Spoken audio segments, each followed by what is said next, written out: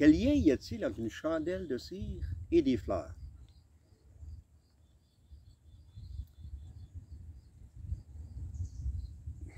Les fleurs qui sont là, des astères.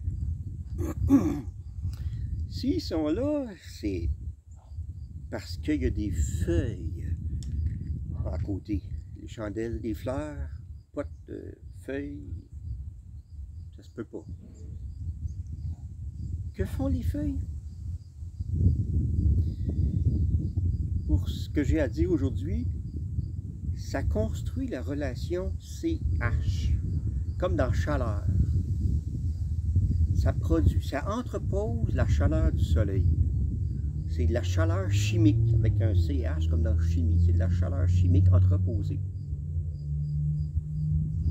L'abeille qui est là, qui est en train de prendre le pollen sur les fleurs et le nectar, apporte le nectar et le pollen. Avec son nectar, produit du miel et aussi de la cire. Et c'est cette cire-là qu'on utilise. Donc, vous imaginez que ça prend le temps que l'industrie s'installe, qu'on fasse aussi. Ça prend 1 an, mettons, 1 an, pour cette chandelle-là. Cette chandelle-là qui ressemble beaucoup, hein, la blanche, pas la jaune, la blanche, c'est complètement différent. On appelle ça chandelle tous les deux, mais celle-là, ça vient d'un cycle tout à fait naturel qui date d'1 an, mettons 5 ans ou 10 ans. Celle-là nous vient du pétrole, donc ça se compte en millions d'années. Ça veut dire que, ben, en réalité, on devrait plutôt dire en centaines de millions d'années, en tout cas. Beaucoup plus. Et c'est ce qu'on brûle pendant 2 siècles, pendant 200 ans. C'est comme ça qu'on a un problème.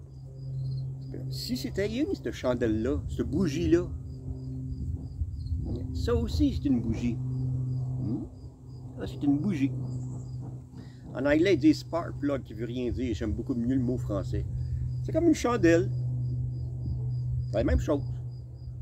Ça brûle un combustible, de l'essence, de la cire, avec de l'oxygène dans les 2 cas. D'où vient le combustible? C'est de la chaleur chimique entreposée dans les 2 cas. Dans les 2 cas, c'est de la chaleur chimique entreposée depuis des millions d'années.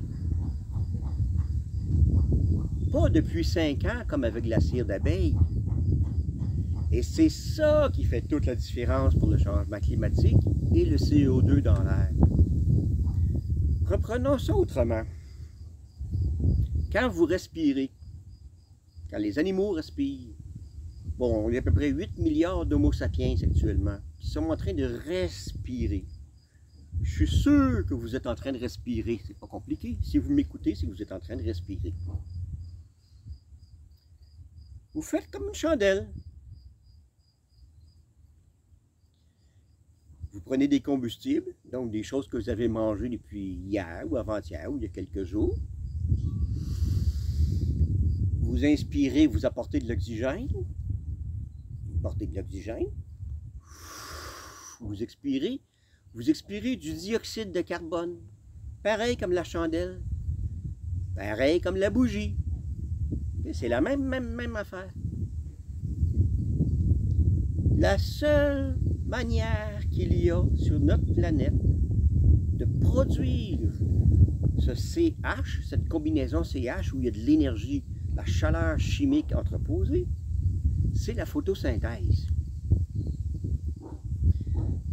Il y a 100 millions d'années, c'était de la photosynthèse de cyanobactéries, donc de bactéries d'unicellulaires. Bon, voilà, on va dire ça comme ça, d'unicellulaires. Des affaires tout petites à une cellule qui ont en quelque sorte découvert, inventé, produit les premières photosynthèses. Donc les premières capables de capter l'énergie et d'en faire cette chaleur chimique. Puis là, ben, les événements, la dérive des continents ont fait que le pétrole, tout s'est ramassé à certains endroits, en Arabie Saoudite par exemple. Et quand on a découvert ça, il y a hier matin, il y a 200 ans, c'est hier matin à notre échelle.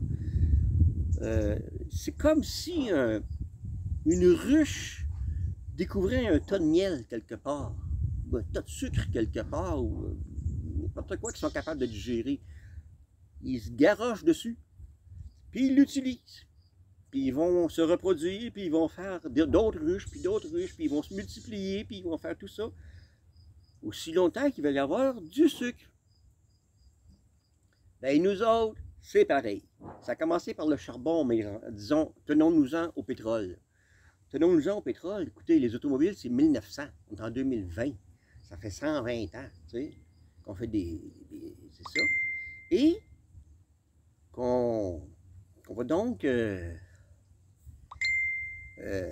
produire, gaspiller, parce que quand on n'aura plus, on n'aura plus. Donc, il y a deux problèmes très, très distincts.